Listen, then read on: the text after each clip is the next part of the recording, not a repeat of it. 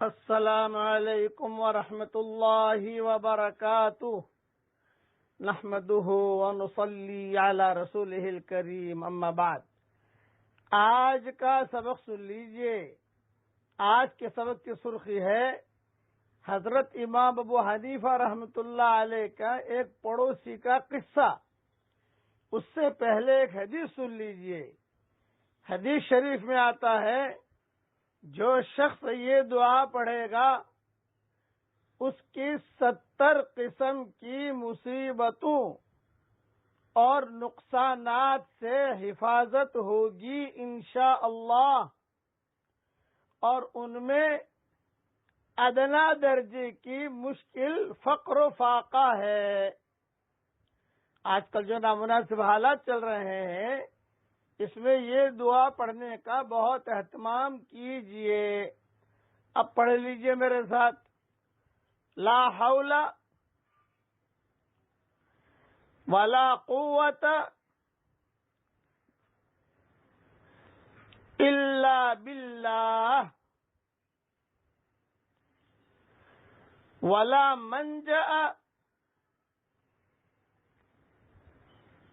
من اللہ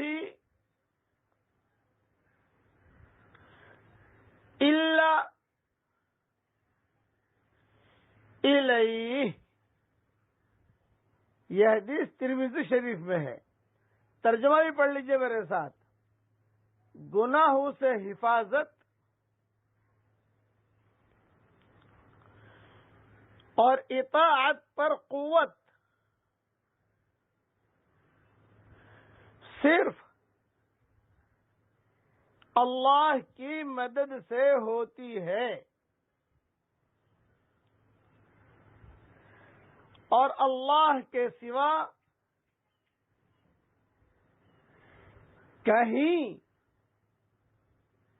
نجات کے لیے پناہ گاہ نہیں ہے۔ اس کا میں نے امیجز بھی بنا دیا ہے، وہ بھی ساتھ میں رکھو اور یہ پڑھتے رہو، اپنے بچوں سے پڑھواتے رہو۔ انشاءاللہ یہ پریشانیوں کو اللہ تعالیٰ دور کرے گا۔ اور ایک بات ذہن میں رکھنا کہ حضور صلی اللہ علیہ وسلم کی امت پر عمومی عذاب کبھی بھی نہیں آئے گا۔ یہ تو صحیح روایتوں میں ہے کہ عمومی عذاب نہیں آئے گا، آئے گا مختصر، پھر جو ٹل جائے گا۔ بس لیکن جب ٹل جاتا ہے تو پھر آدمی جو ہے اس چیز کو بھول جاتا ہے۔ بس خطرہ یہاں ہوتا ہے۔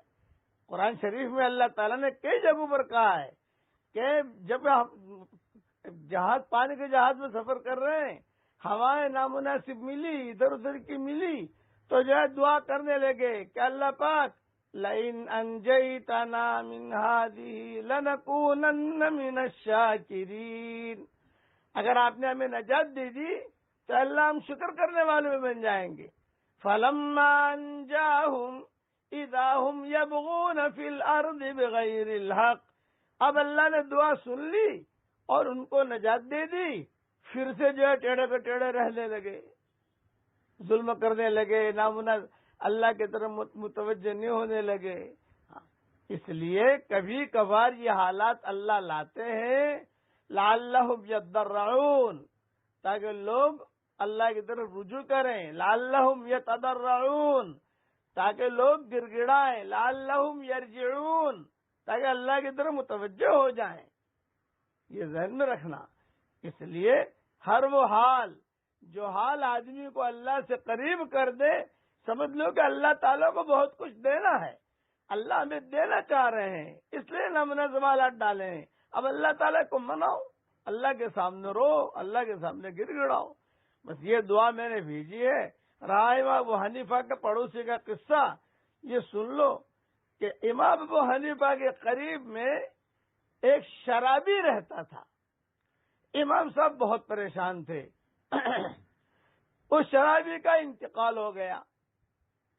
بیوی نے آ کر امام صاحب سے کہا بھی میرے شوہر کا انتقال ہو گیا ہے تو آپ جنازہ پڑھ دو۔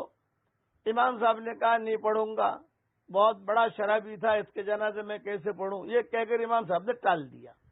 خیر جنازہ ہو گیا اس کا۔ رات کو امام صاحب نے خواب دیکھا کہ وہ شرابی جنت میں ٹہل رہا ہے۔